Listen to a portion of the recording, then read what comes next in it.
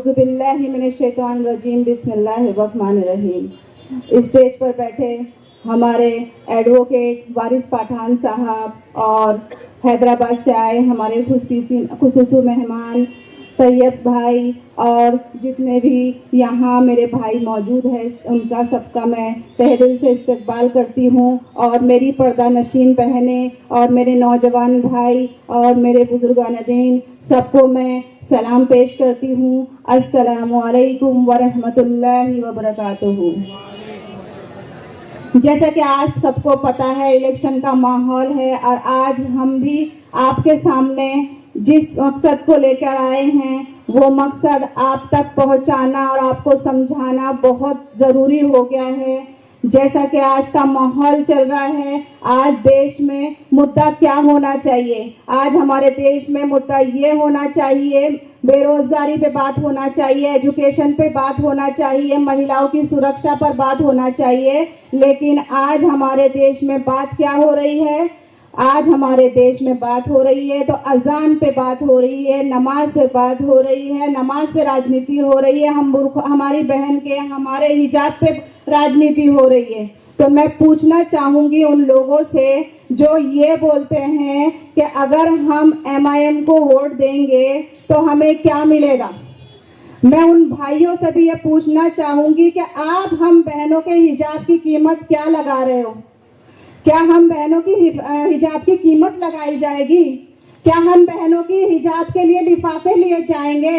अगर हम आप भाइयों के रहते हुए सेफ नहीं हैं तो हम अपने हक की आवाज़ खुद ही उठाएंगे। और मैंने उस चीज़ को किया और मैं अपने हक की आवाज़ अपनी बहनों के हिजाब और नकाब की हिफाजत के लिए गैरों के बीच में जाकर बैठी। और मैं पूछना चाहूँगी उन लोगों से जो MIM को बी टीम बोलती है, तो MIM को बी टीम बोलने वालों, मुझे ये जवाब दो, जब इस बस्ती की बहू गैरों के बीच में अकेली लड़ाई लड़ रही थी तब तुम लोग किधर थे?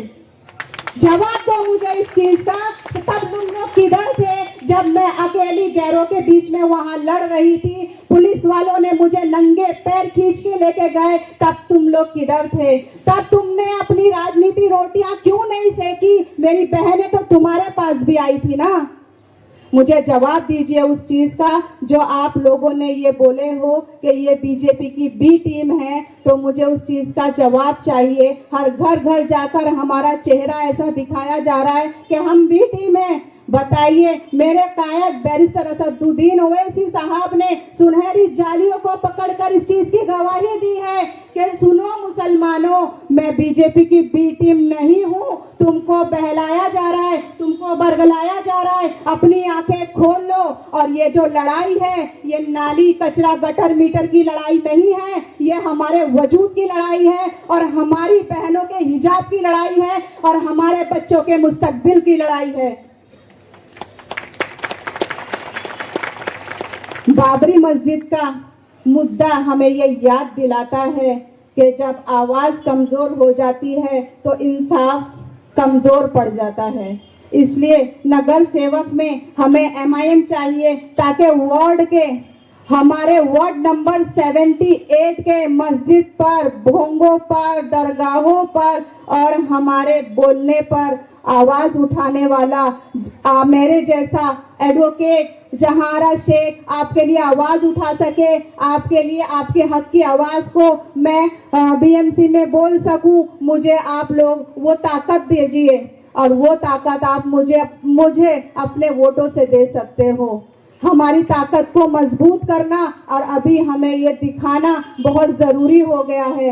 जिस वक्त मैं हिजाब की हिफाजत के लिए बैठी थी, वहाँ कुछ लोगों ने, जैसा कि हम बोलते हैं, एक छोटा सा टिल्लू वो बोलता है कि अगर तुमको हिजाब की लड़ाई लड़ना है तो तुम कराची और पाकिस्तान जाओ। तो सुन टिल्लू, हम यहाँ भारतवासी हैं, हम यहीं रहकर अपने हिजाब की लड़ाई, अपने मुस्तकबिल की लड़ाई, अपने बच्चों के मुस्तकबिल की लड़ाई हक से लड़ेंगे और इंशाअल्लाह जीत हासिल करेंगे।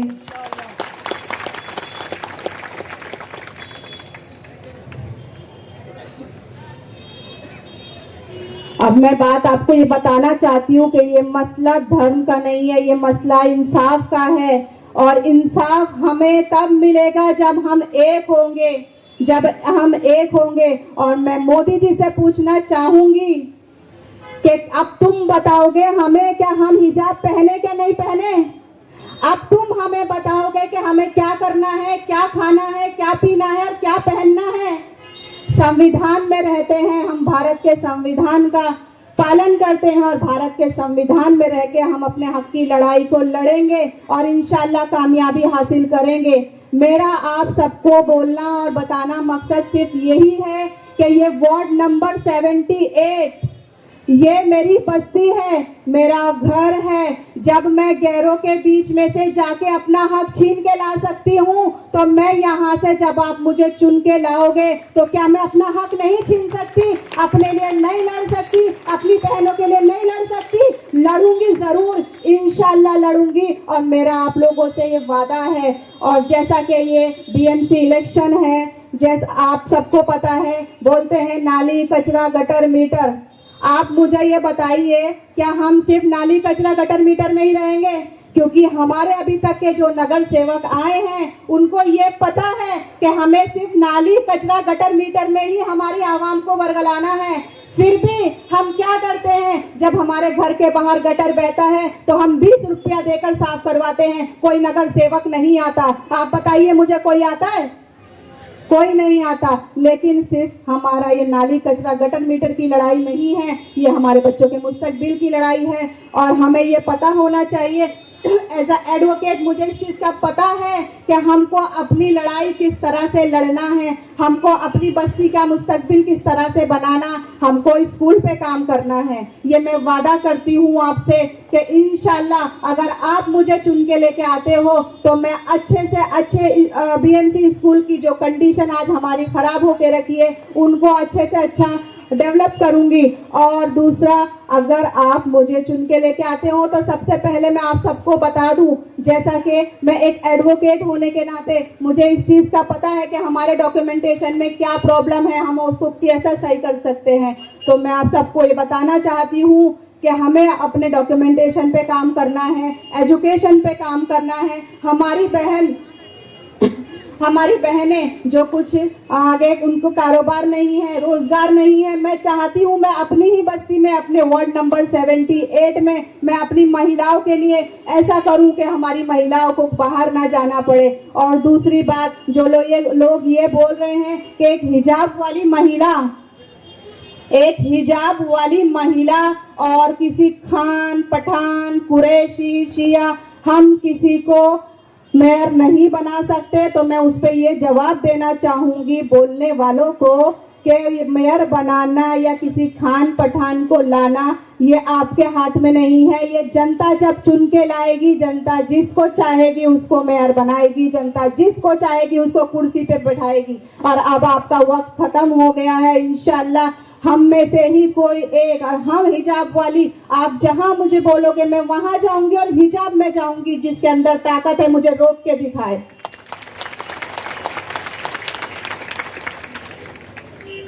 जैसा कि आप सबको पता है, बेटी बचाओ बेटी पढ़ाओ के नारे चल रहे हैं।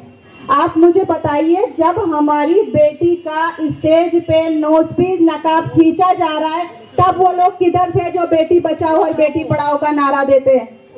तब वो लोग किधर है? बेटी तो हम पढ़ा ही रहे हैं जैसे कैसे करके, तो उनको कॉलेजों में जाने से रोका जा रहा है ताकि इनकी बच्चियां एजुकेशन से, शिक्षा से पीछे रह सके। और बेटी बचाएं कैसे? हमारी छोटी छोटी बच्चियों का रेप हो रहा है।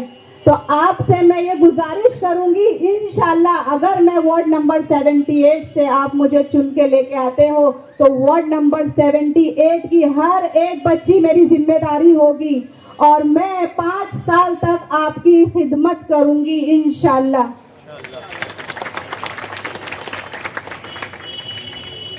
हर वक्त हमें टारगेट किया जा रहा है, हर वक्त हमें टारगेट किया जा रहा है। कभी हमारी दाढ़ी को लेके, कभी हमारी टोपी को लेके, कभी हमारी शरीयत में दखल अंदाजी कर कर, कभी 3 तलाक का मसला लेके आ। हमारे हुजूर पाक सल्लल्लाहु अलैहि वसल्लम की शान में गुस्ताखी हुई थी, जैसा कि मेरे भाई ने आपको बताया है वक्त की पाबंदी है, पूरी चीज़ें मैं आपको नहीं बता सकती। आज सोशल मीडिया का टाइम है, आप सबको इस चीज़ का पता है कि हमारे लिए आवाज़ कौन उठा रहा है। और आप एक चीज़ हमेशा ध्यान रखना, आपको कोई कुछ भी बोल रहा है, आपको अपना वोट देते वक्त ये याद रखना है कि हम जिसको वोट दे रहे हैं उसका लीडर कौन है। उसको आपको याद रखना है कि लीडर कौन है। आज हमारे वार्ड नंबर 78 से 19 कैंडिडेट खड़े हैं। कितने खड़े हैं? 19 कैंडिडेट। अभी तक के कोई, हमारे बस्ती की 71% मुस्लिम आबादी है। अभी तक के किसी वार्ड से ऐसा नहीं है कि जहां 4 से 5 लोग खड़े ना हो। 4, 5, 6 लोग खड़े, सबसे ज्यादा हमारी बस्ती से खड़े हैं लोग। तो मैं आप लोगों से ये बोलना चाहूंगी कि आप किसी के बहकावे में ना आकर आप सबसे पहले ये देखिए कि आपकी हक की आवाज को कौन बुलंद कर रहा है, आपके लिए कौन लड़ रहा है। अगर जैसा मुझे बोला जा रहा है कि मैं हिजाब के लिए वहां लड़ी, तो जो हमारे बस्ती के जिम्मेदार थे वो कहाँ थे उस वक्त? वो क्यों नहीं आ गए? वो क्यों अपनी राजनीति रोटियां क्यों नहीं सेकी उन्होंने, जो मुझे ये बोल रहे हैं कि ये बी टीम है? आना चाहिए था ना उस टाइम। आप भी ले लेते, आप भी पॉलिटिकल स्टंट उसको बता देते जैसा मेरा बता रहे हो। आपको भी वहां आना चाहिए था। एजुकेशन पे हमें बात करनी है। हमारी बस्ती में आज इस कदर स्कूलों की परेशानी हो गई है कि हम, स्कूल तो है लेकिन स्कूल में टीचर नहीं है, बच्चों पे बराबर ध्यान नहीं दिया जा रहा है। हम इंशाल्लाह कोशिश करेंगे कि आज मैं इस मंच से आपसे वादा करती हूँ, आप मुझे चुन के लेके आओगे तो आप इंशाल्लाह देखोगे कि हमारी बस्ती में क्या बदलाव आया है। और अभी मुझे एक खबर मिली है, मैं ये सोचूंगी कि शायद से वो झूठी खबर हो। मुझे एक खबर मिली है कि इस्माइल कॉलेज में भी नमाज पढ़ने से रोका जा रहा है।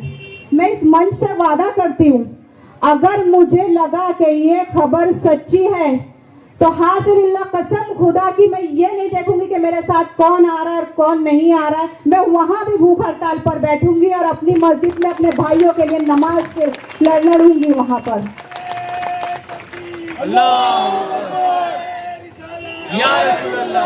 मैं आपको ये बताना चाहूंगी, लड़ने का मकसद ये है कि इतिहास लड़ने वालों का लिखा जाता है, तलवे चाटने वालों का नहीं। और एडवोकेट जहारा लड़ने वाली है, तलवे चाटने वाली नहीं है। और हमारी पार्टी AIMIM हम महिलाओं को इज्जत देती है और हम महिलाओं की इज्जत करती है। और वो ये बोलती है, जैसा कि कुछ लोग बोल रहे हैं कि MIM पार्टी महिलाओं की इज्जत करती है तो उनको इलेक्शन में आगे क्यों नहीं बढ़ाती। मैं आज बोलना चाहूंगी, जिस टाइम मैं टिकट के लिए गई तो हमारे वारिस पठान साहब ने ये अनाउंस किए कि मेरी आपा आई है, मैं बिस्मिल्लाह एडवोकेट जहारा आपा के हाथ से टिकट देकर करना चाहूंगा। तो ये है MIM में औरतों की इज्जत। और जो लोग ये बोलते हैं कि MIM में आके क्या मिलेगा, मैं उनको बता दूं, जो इज्जत MIM में आकर मिलती है ना, वो किसी पार्टी के तलवे चाट कर नहीं मिलती। बाकी वक्त बहुत कम है, बोलना बहुत कुछ था। और इंशाल्लाह आप लोगों से मुझे ये उम्मीद है कि 15 तारीख को आप पतंग का निशान दबाकर मुझे भारी मतों से कामयाब करेंगे। और मैंने जो जो वादे इस मंच से ली हूँ, मैं आपसे इस चीज़ का वादा करती हूँ कि मैं अपने हर एक वादे पे खरी उतरूंगी और 5 साल तक के लिए आपकी खिदमत करूंगी इंशाल्लाह। अस्सलाम वालेकुम व रहमतुल्लाहि व बरकातुहू।